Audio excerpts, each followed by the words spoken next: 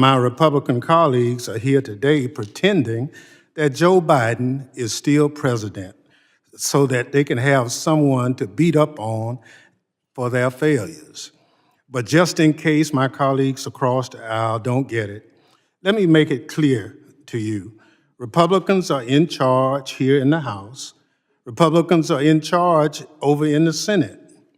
Republicans appointed justices who control the Supreme Court. And your orange Jesus is in charge of the White House.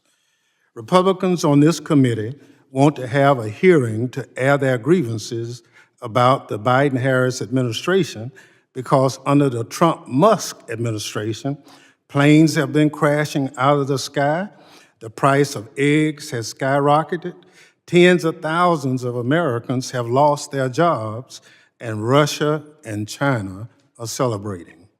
If Republicans really want to combat waste, fraud, and abuse, they should be laser focused on overseeing Elon Musk's Department of Government Efficiency, which is a cheap knockoff of congressionally mandated watchdogs.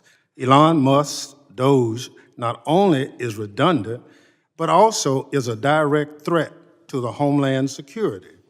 It must be stopped. The gentleman yields. I now recognize the representative from Georgia, Ms. Green. Thank you, Mr. Chairman. I can assure everyone the threat we face is millions of people that came into our country under the Biden administration and full Democrat control under the past 4 years.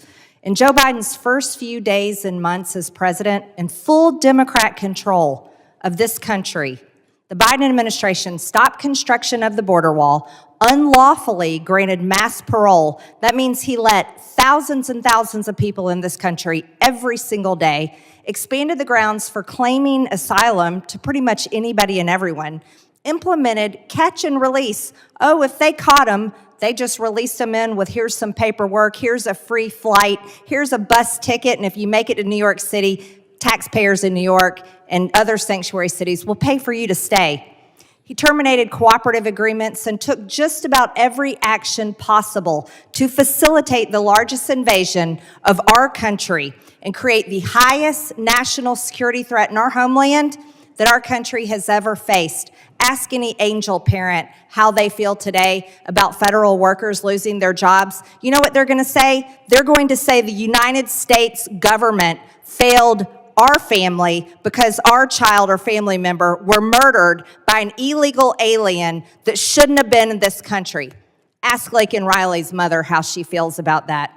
Ms. Bernard and Ms. Lang, in your testimony, you stated that in a 2024 OIG report, CBP could not biometrically confirm the identity of all persons seeking entry in vehicles at land ports of entry, nor did CBP maintain consistency in operational procedures to screen all vehicle passengers prior to allowing these non-citizens into the country.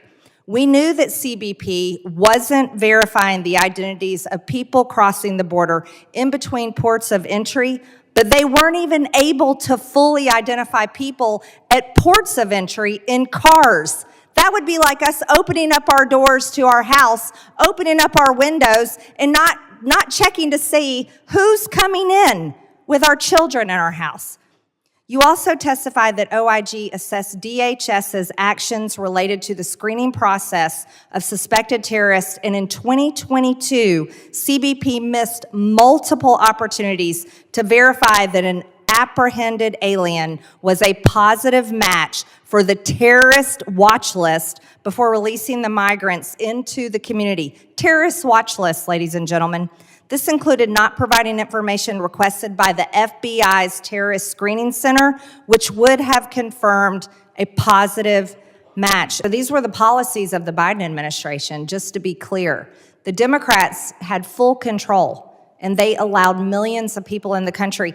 Mr. Chairman, President Trump and his administration is doing a great job. Tom Homan is leading as border czar and has reduced the crossings from thousands every single day to less than 300. This isn't about resources. This isn't about how many federal employees we have. This is a difference in an election, and this is what the American people voted for: border security and the promises that President Trump made.